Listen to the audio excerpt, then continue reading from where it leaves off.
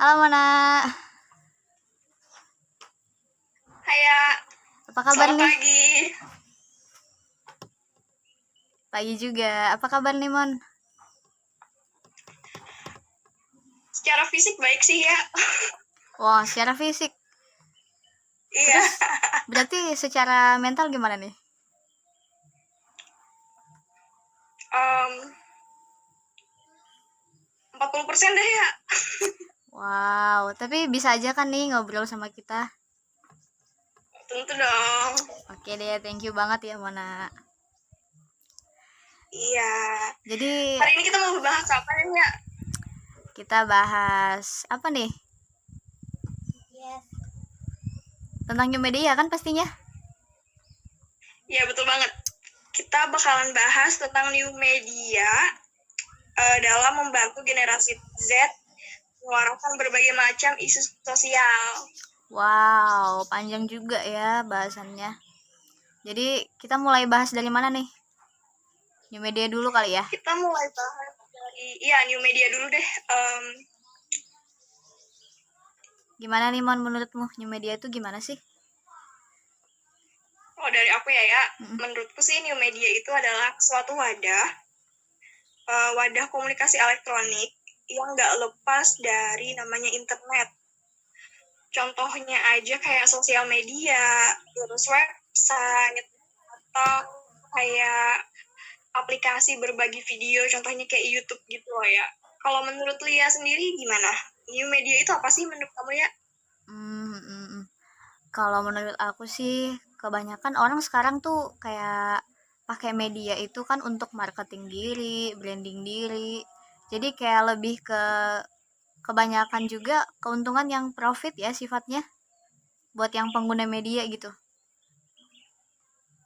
Ya bener sih ya, selain kayak sharing tentang keseharian orang-orang, mereka juga kadang pakai new media tuh sebagai platform buat bisnis gitu kan ya. Iya gitu. Dan itu tuh udah marak banget kayaknya ya. Sekarang sampai siapa aja Iya. bisa bikin konten gitu. Yang entah Iya, iya. orang Nah, tapi selain itu ada salah satu fungsi dari new media yang cukup, bukan cukup sih, sangat bermanfaat gitu loh. Contohnya aja, kalau sekarang tuh kita sering banget lihat banyak orang-orang, anak muda, bikin konten-konten tentang isu-isu sosial gitu loh ya. Bener kan ya? Oh iya ya benar-benar kayak saling berbagi info sosial gitu ya di sosial media. Iya, kayak isu-isu yang ada di masyarakat gitu. Isu sosial tuh lebih ke apa ya Mon? Kalau menurutku isu sosial tuh lebih ke hal-hal yang sering terjadi di kehidupan kita sehari-hari, yang kayak sering kita temuin gitu lah ya. Iya. Dan sifatnya tuh umum itu, sifatnya tuh kayak apa ya?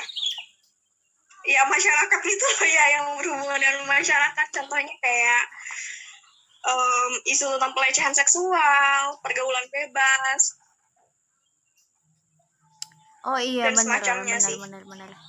Berarti dia tuh kayak berita-berita yang disebar gitu ya? Iya betul banget. Mm-mm. Kita bakalan fokus ke siapa sih yang bakalan kita bahas gitu. Dari judulnya aja kita kan bakalan bahas seseorang nih. Yes, Oh seseorang. iya seseorang. Pokoknya ada orangnya Kumpulan lah orang gitu. gitu ya, kumpulan orang. Ya betul. Seseorang lah. Siapa Nah, sih Mon orangnya yang ini siapa? Orangnya ini adalah generasi Z. Wah, siapa tuh generasi Z Mon? Nah,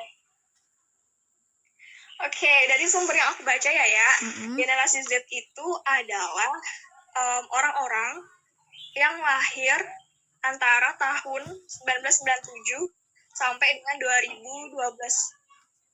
Oh gitu. Berarti kita nih masuk generasi Z dong. Kamu kelahiran tahun berapa Mon? Waduh, ditanya lagi. Iya, Aku termasuk generasi Z ya. Aku lahirnya tahun 1999. Oh, kita beda 1 tahun dong. Aku 2000 nih.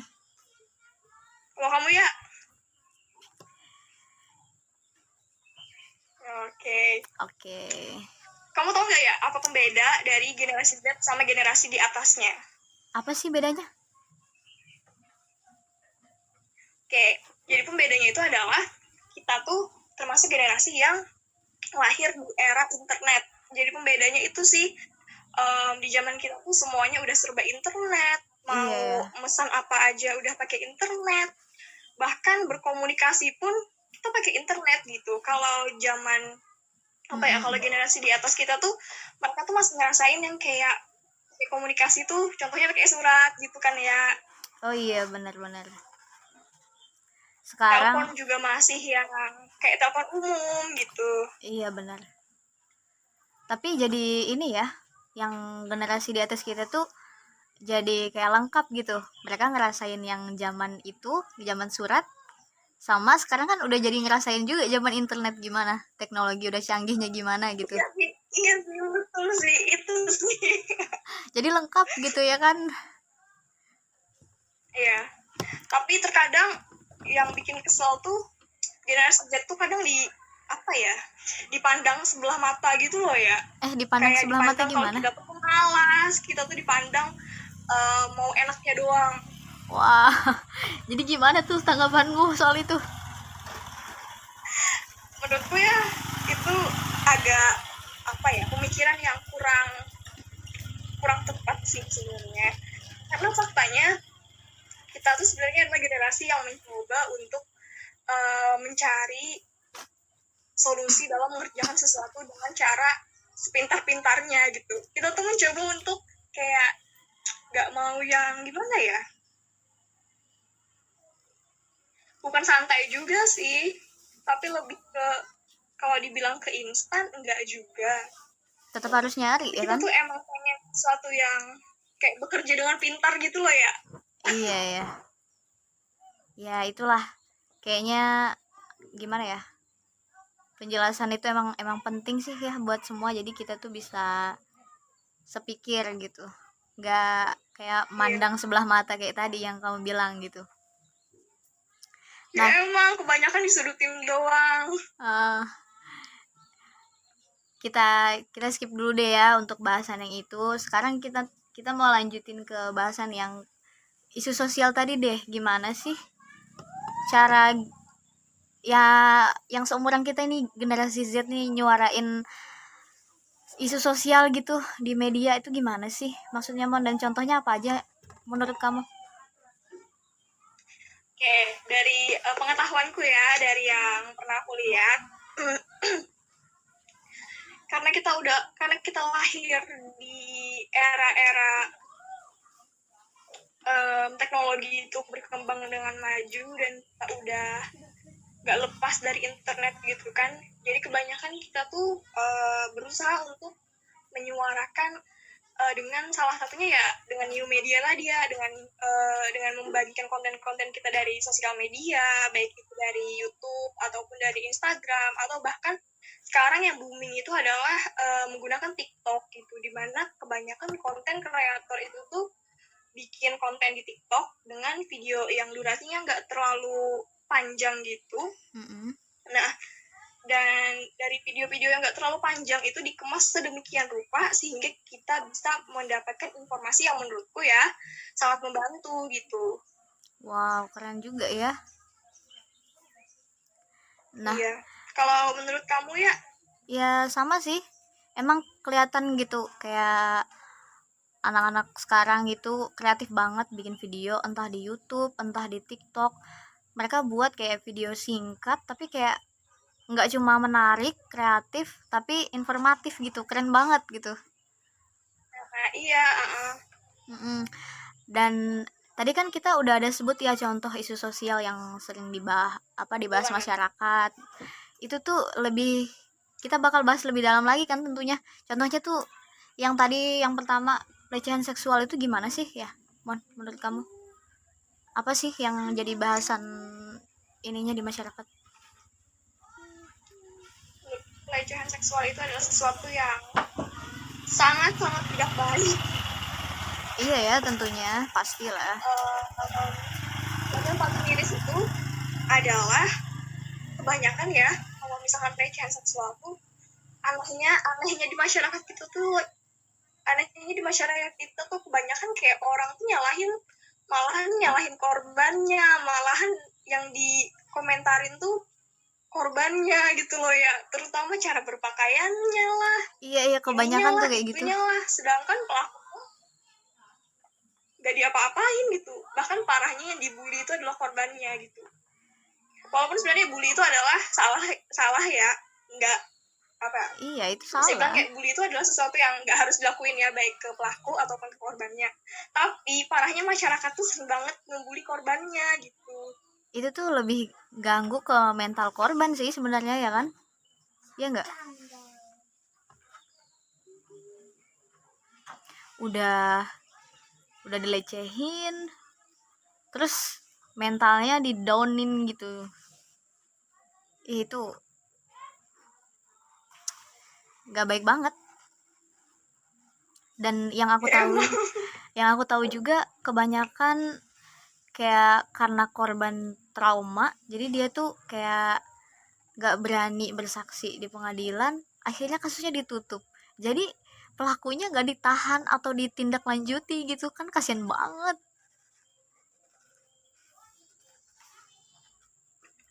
Nah, betul banget. Nah, jadi disinilah gitu fungsi dari konten kreator menyuarakan tentang pelecehan itu, supaya masyarakat tuh bisa paham loh sebenarnya pelecehan tuh apa sih gitu, dan penyebab pelecehan itu apa sih gitu. Iya. Karena banyak banget orang-orang yang masih nggak paham kan dari arti pelecehan itu sendiri apa gitu. Mereka tuh masih nggak paham sebenarnya pelecehan itu apa sih gitu. Bahkan sampai ada yang komen gini loh ya, Gimana katanya tuh? gini, jangan-jangan perempuannya juga mau gitu dilecehin. Padahal yang namanya pelecehan itu gak akan pernah terjadi kalau si seseorang ini mau gitu dilecehin. Kalau seseorang itu mau dilecehin, ya namanya itu bukan pelecehan, itu Iya namanya dong. emang sama-sama mau gitu. Tapi kalau udah trauma Tapi itu masih banyak masa orang mau yang sama gak mau paham ya gitu kan? tentang definisi sebenarnya itu gimana. Iya, jadi edukasi itu perlu banget ya Mon ya, sama orang-orang, sama Kenapa? masyarakat ini. Iya perlu. Nah, aku juga pengen sharing sedikit ya. Sebenarnya pelecehan seksual itu nggak yang cuman kayak diperkosa gitu loh ya, enggak. Sebenarnya kayak Iya. dari catcalling, kayak manggil-manggil hai cewek, atau bahkan kayak hai Iya, cowok itu gitu. aja. Itu udah termasuk dalam pelecehan sih sebenarnya. Karena kan beberapa orang pasti punya karakter yang gimana ya?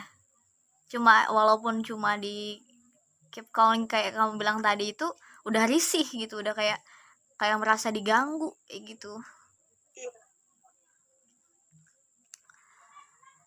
Bahkan kalau misalkan orang contohnya kayak ada yang natap kita, tapi tujuannya buat yang kayak seksualitas gitu loh ya, itu udah termasuk pelecehan seksual loh. Iya.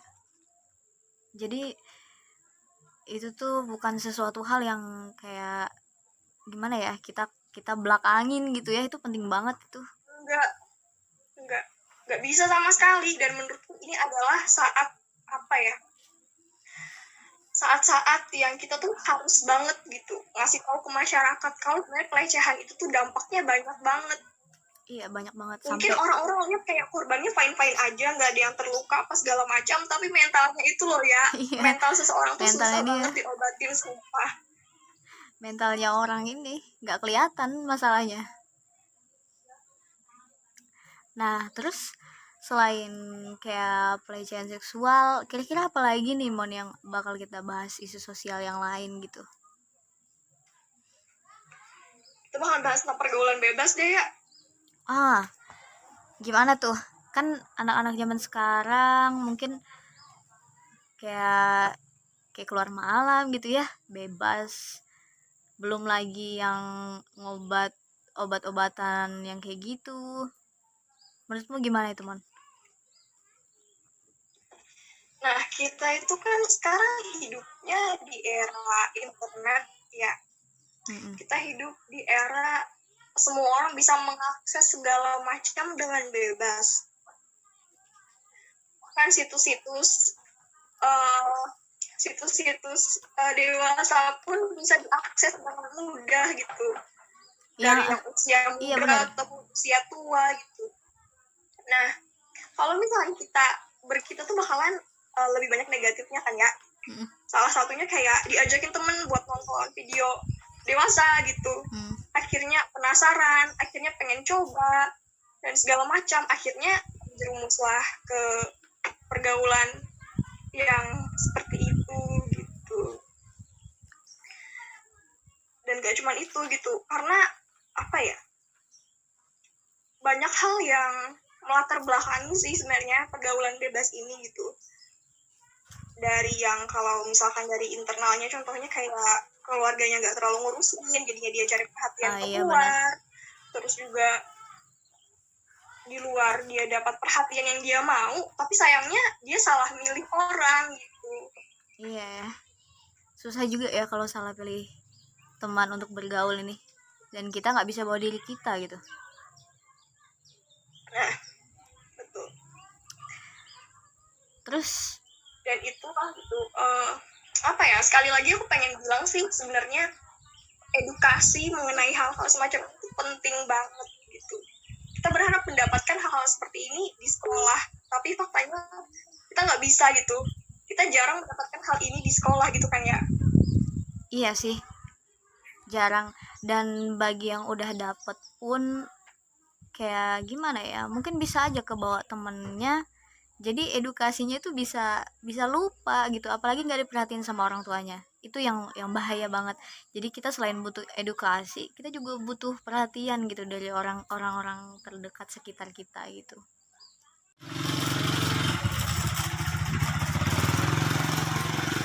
Nah, aku juga punya nih isu sosial yang di sekitar aku sering banget dibahas, dan selain aku juga ngalamin, ada juga beberapa tetangga gitu yang cerita sama mama aku, ataupun kayak lagi duduk bareng gitu tiba-tiba cerita ketemu penipuan online gitu.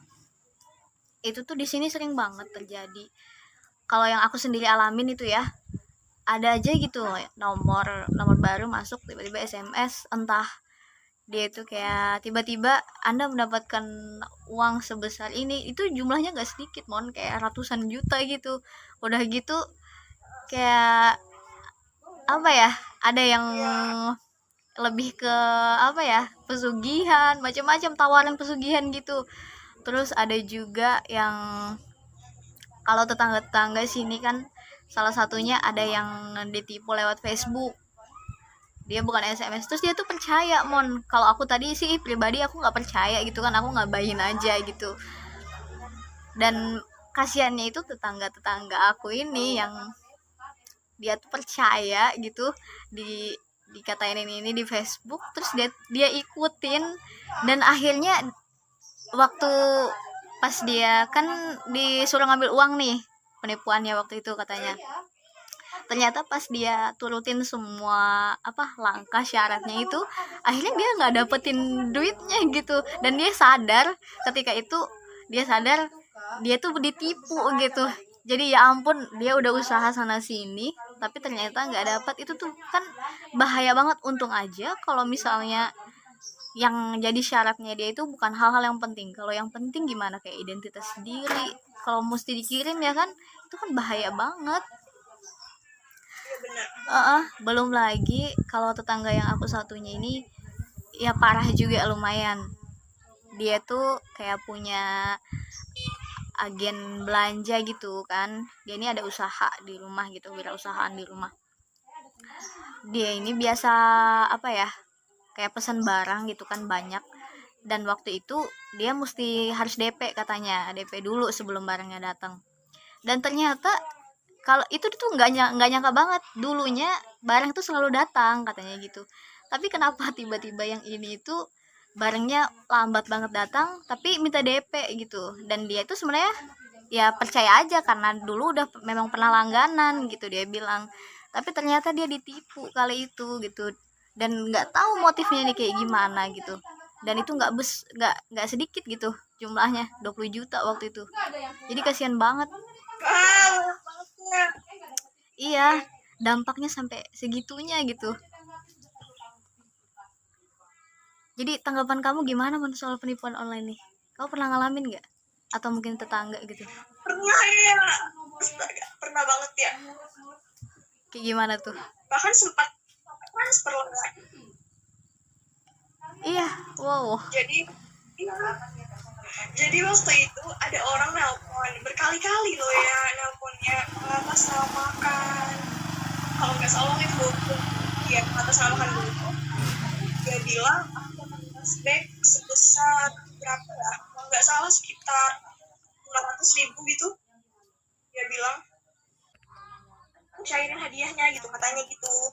Iya, iya. Awalnya sih nggak percaya ya, tapi nggak tahu kenapa ujung-ujungnya malah percaya, aneh banget sumpah. Terus pas udah panjang lebar ngomong sama si penipunya kan, tiba-tiba baru sadar kalau ditipu ya. Terus Wow. terus langsung telepon ke call center, ke apa namanya ya, customer service tentang hal ini. Jadi langsung hubungin pihak Gojeknya gitu. Terus pihak Gojeknya ngomong gini, maaf ya Mbak gitu, kalau misalkan ada orang yang mengatasnamakan Gojek terus pokoknya minta uang, mohon maaf gitu, itu bukan dari kami gitu, karena kata mereka ya, kalau misalkan mereka kayak mau berbagi hadiah, mereka nggak bakalan minta persyaratan semacam itu gitu. Terus dipikir lagi, oh iya ya bener juga, aneh ya, kita yang dapat hadiah kok kita yang malah ngasih. Astaga, dari situ langsung banyak belajar sih ya sebenarnya dari situ. Iya sih, pengalaman-pengalaman jadi yang lebih kayak gitu. waspada lagi depannya. Aku nggak pernah pakai Gojek sampai nominalnya sampai segitu gitu waktu itu, karena waktu itu baru pakai sih. Jadi baru beberapa kali, mungkin ada 3 kalian pakai gitu. Dibilang aku dapat cashback 500.000, astaga. Iya sih, jadi dari situ, dari cara gunain kita dari media ini gitu, kita gunainnya mesti ya hati-hati gitu, ada edukasi, ada perhatian dari orang-orang terdekat dan orang-orang yang paham lah gitu, yang teredukasi gitu. Jadi kita kayak saling bagi edukasi gitu ya, supaya pengalaman-pengalaman yang buruk kayak gini nggak terjadi lagi gitu, kan bahaya banget gitu, merugikan banget kalau kita sampai ditipu, wah yang segitu jumlahnya gitu. Terus Mon, ya ada satu lagi yang mesti banget kita bahas nih ya. Ya itu tuh kayaknya penting banget deh, soal kesehatan mental tadi deh, kan kamu bilang mental ya bagi semua orang pastinya mental itu penting banget pastinya, dan itu tuh nggak kelihatan gitu. Dari kamu dulu deh ya, menurut kamu kesehatan mental itu apa sih ya? Kesehatan mental itu kan lebih ke jiwa kita ya, karena kalau fisik kan kelihatan gitu, kalau kita luka kelihatan, sedangkan mental tuh lebih ke jiwa. Kita tuh bisa gimana ya, jiwa kita tuh bisa tersakiti hanya lewat kata-kata, entah gimana ya, kayak keadaan sekitar juga itu ngaruhin deh kayaknya, ya kan? Gimana tuh menurutmu? Iya betul banget. Ya berkaitan sama jiwa, sama emosi kita juga. Nah ya tuh, perasaan, emosi. Apa nih Mon yang kamu bisa bagiin sama kita semua nih soal kesehatan mental? Sebenarnya banyak banget sih hal-hal yang apa ya, ibaratnya negatif gitu sih ya tentang kesehatan mental. Apalagi kalau misalnya kita bahas gangguan jiwa ya, kayak banyak banget kayak stigma negatif yang mikir kalau misalkan orang yang punya gangguan jiwa itu fix dia tuh gila gitu loh ya. Padahal kan enggak, Iya. faktanya em, orang-orang yang punya gangguan jiwa tuh masih bisa kok bersosialisasi sama orang sekitarnya, masih bisa kok melakukan aktivitas sehari-harinya. Tapi ada saatnya mereka tuh kayak terkendala gitu loh ya. Tapi bukan berarti mereka tuh gila gitu. Kalau menurut kamu stigma negatif yang sering kamu dengar apa sih? Iya sih, kurang kurang lebih aja sih sebenarnya sama kamu. Kayak mereka itu orang-orang, lebih ke orang awam sih ya yang kayak gitu. Karena kalau orang yang udah Nah iya, kalau orang yang udah teredukasi nggak mungkin gitu bilang kayak orang yang lagi punya gangguan mental gitu dia tuh pasti gila gitu, nggak mungkin kalau orang yang teredukasi. Tapi kalau orang awam nih emang langsung kayak ngejudge gitu, dia gila gitu kan, itu ngaruh juga sih sebenarnya. iya. Itu kayak gimana ya, kasar gitu kalau menurutku.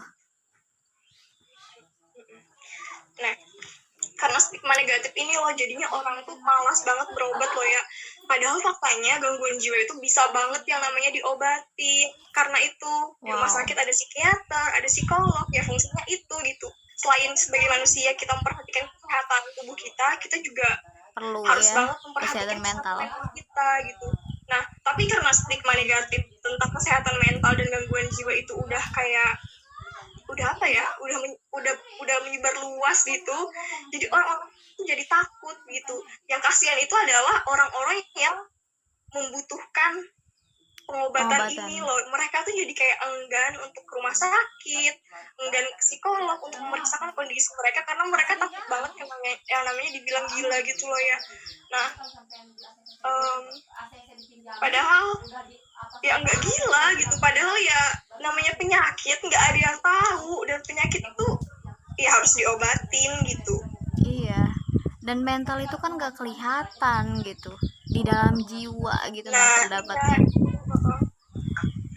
Jadi ya paling risih tuh ini loh, saat dibilang kayak misalkan ada orang ngasih tahu kan kalau dia nih punya gangguan jiwa gitu, terus temennya ngomong gini loh, enggak deh, kayaknya itu cuman pikiran lu doang deh gitu, kayaknya lu nggak punya masalah deh di mental lu, cuman itu kayak lu nya doang gitu berlebihan. Padahal mah mereka nggak tahu apa-apa, tiba-tiba mereka ngejudge kayak gitu. Itu dampaknya besar banget loh ke penderita, ke orang yang emang ngerasain iya. penyakit itu gitu. Berarti stigma negatifnya itu nggak cuma dari orang awam dong. Berarti dari orang yang udah paham juga, tapi kayak nganggap remeh gitu ya, kayaknya modelnya gitu. Jadi dia ngejudge-nya, kamu nggak sakit gitu, kamu sehat. Karena emang kesehatan mental ini nggak kelihatan gitu. Dan itu penting banget Ya terkadang, dijaga gitu. ya terkadang ada sih yang kayak gitu. Ya sedihnya itu gitu, kebanyakan orang tuh gak bisa sharing gitu loh ya, karena masih banyak banget masyarakat yang kurang banget edukasinya mengenai hal ini gitu. Iya, Padahal bener-bener. jujur ya, hal ini nggak kalah penting sama penyakit-penyakit lainnya gitu. Kalau bagi aku juga itu Tapi penting ya banget. karena nggak kelihatan gitu loh, jadi dianggap nggak penting, jadi dianggap kayak sebelah mata.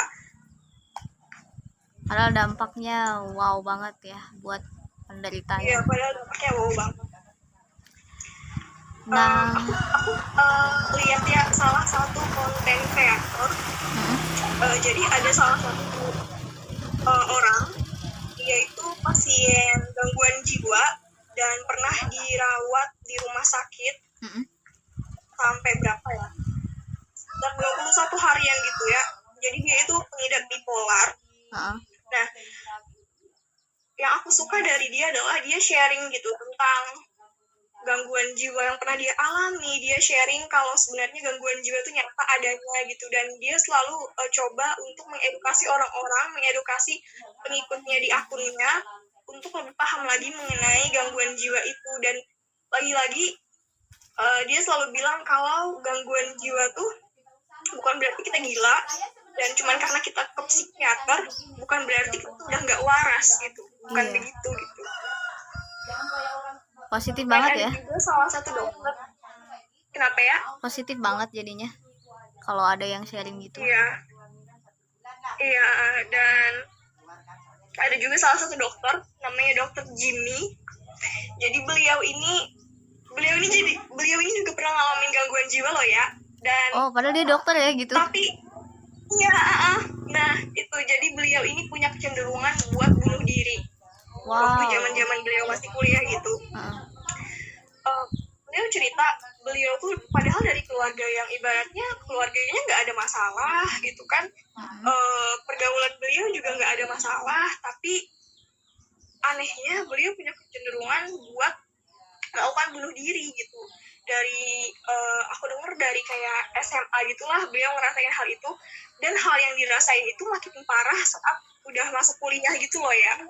Wow. Ditambah stres dari tugas dan segala macam.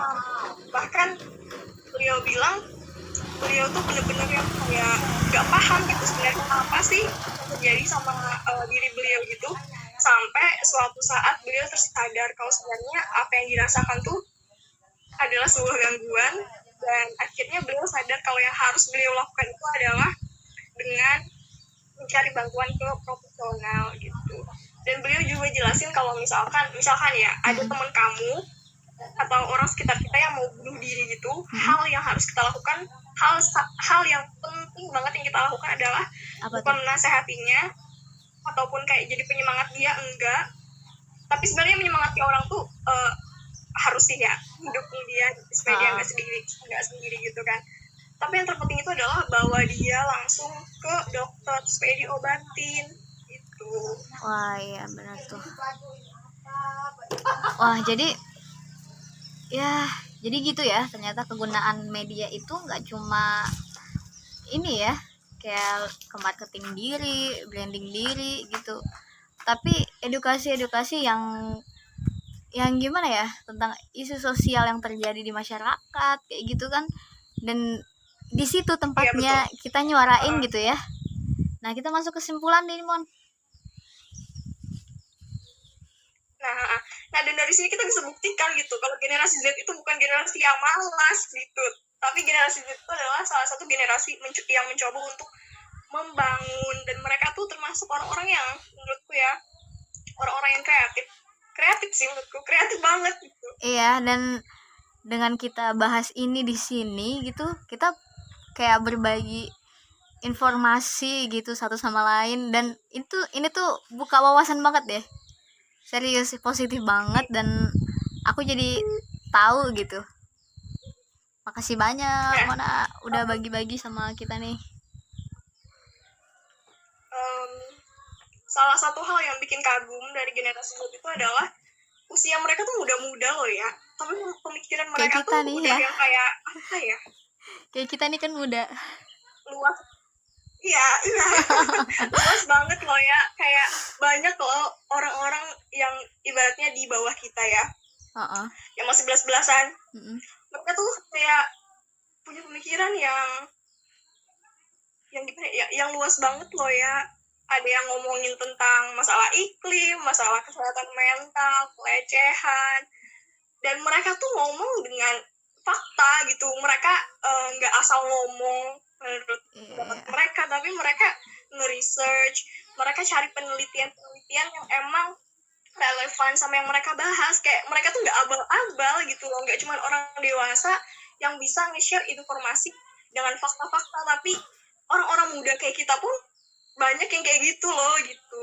Iya, karena kita itu kayak kelihatannya malas, tapi sebenarnya kita itu di media cari informasi yang hal-hal yang kayak gitu, fakta gitu, terus kita sharing sama orang-orang yang lainnya gitu, entah orang terdekat atau di sosial media kita. Itu wah, kalau dibilang malas ya, padahal anak-anak generasi Z ini ternyata rajin-rajin ya gitu, kayak buka-buka penelitian atau dan sebagainya. Wow.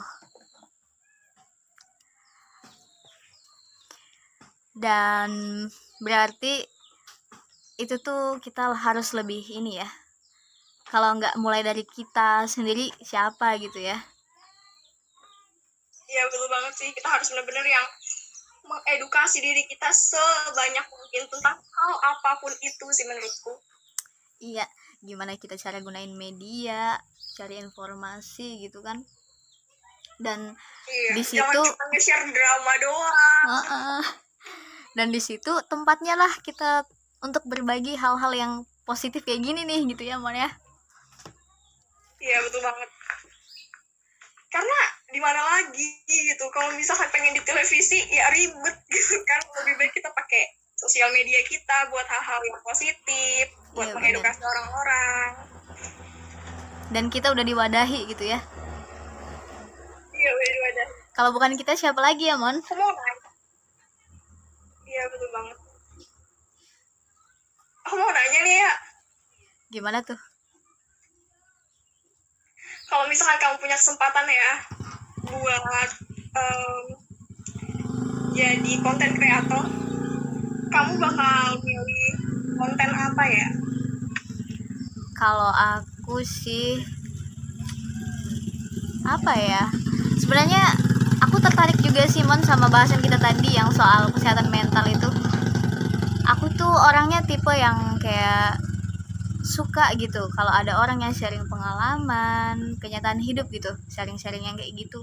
Aku suka banget dengerin kesaksian orang-orang yang kayak gitu, terus kayak aku belajar dari nggak cuma dari pengalaman hidup aku sendiri, tapi belajar dari kesaksian orang gitu, apalagi berbagi tentang masa depannya dia. Apalagi kan belum lagi kalau misalnya orang yang sharing sama kita itu kayak dia udah cukup dewasa banget, punya pengalaman yang lebih banyak daripada kita, terus dia sharingin tentang apa ya, gimana cara dia ngadepin semua itu gitu. Itu kan dengan mental kan pastinya.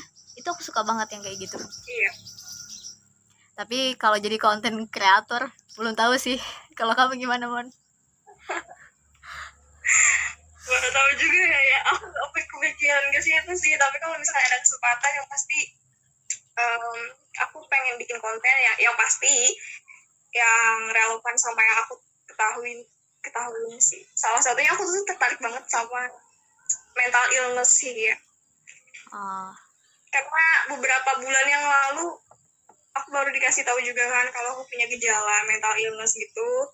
Ya pengen sih sebenarnya sharing tentang gangguan-gangguan seperti itu, tapi masih belum pede aja ya. Nah, ini kan lagi sharing. Berarti di podcast selanjutnya ya bakal sharing nih buat semuanya. Boleh. Oh, wow. Boleh dong. Gimana nih kita tutup? Iya deh, kayaknya udah cukup deh podcast kali ini ya. Oke, thank you banget Mona udah bagi-bagi sama kita semua. Iya, makasih banyak juga ya udah sharing-sharing. Sukses, bye-bye. Bye-bye.